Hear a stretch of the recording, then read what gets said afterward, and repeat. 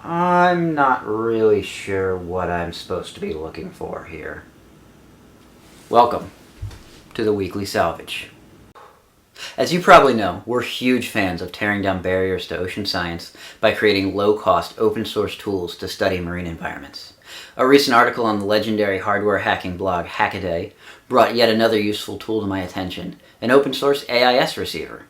AIS, or Automatic Identification System, allows captains to instantly know what boats are around them and where they are. AIS receivers are essential for navigating busy waterways, finding illegal fishing vessels, and in some cases, tracking tagged marine animals. An open-source AIS receiver means you can build a Raspberry Pi-powered chart plotter for a fraction the cost of a commercial unit. AIS receivers aren't the only ocean tools you can find on Hackaday, which hosts thousands of hardware projects on an unimaginable array of topics.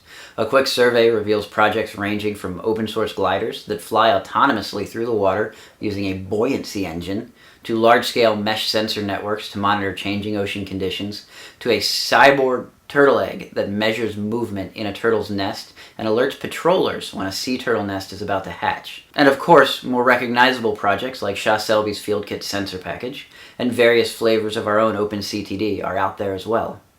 We're in the midst of a sea change in who has access to the core tools of marine scientific research.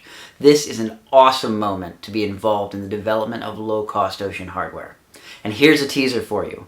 My team and I have been working hard to finalize the documentation for the OpenCTD Rev 2, the best oceanographic instrument that you can build to measure our changing oceans for less than $300. We don't have a hard launch date yet, but are pushing hard to get the bill of materials, build guide, and instruction manual released as soon as possible. If you had access to all the tools of an oceanographic laboratory, what questions would you want to answer? Dolphins don't like drones. That's not a punchline.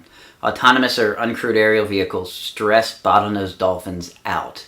Shockingly, some of us have been writing about not harassing marine life with toy quadcopters for, oh my god, half a decade.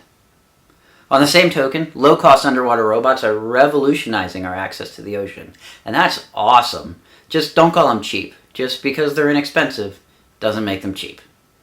Australians have been eating a mystery fish that turns out to be totally new to science. The undescribed grouper was being served in southeastern Australia as generic rock cod. By all reports, they are pretty tasty. Divers in Sweden salvaged 900 bottles of liquor from a century-old shipwreck. The ship, which went down with the help of a German U-boat in 1917, was only rediscovered in 1999. The bottles of cognac and Benedictine are now undergoing testing to determine if they're still viable. Would you drink 100-year-old cognac from the bottom of the sea? Let me know in the comments below. And finally, everyone's favorite trash interceptor, Mr. Trash Wheel, got a great write-up in the New Yorker last week. We talk a lot about coral reefs in shallow, sunlit waters, but the deep sea also hosts tremendous and unexpected coral diversity. Around the volcanic hotspots of Hawaii, coral forms on the edges of ancient lava flows, where hard structure provides a foundation for these gnarly cnidarians to settle.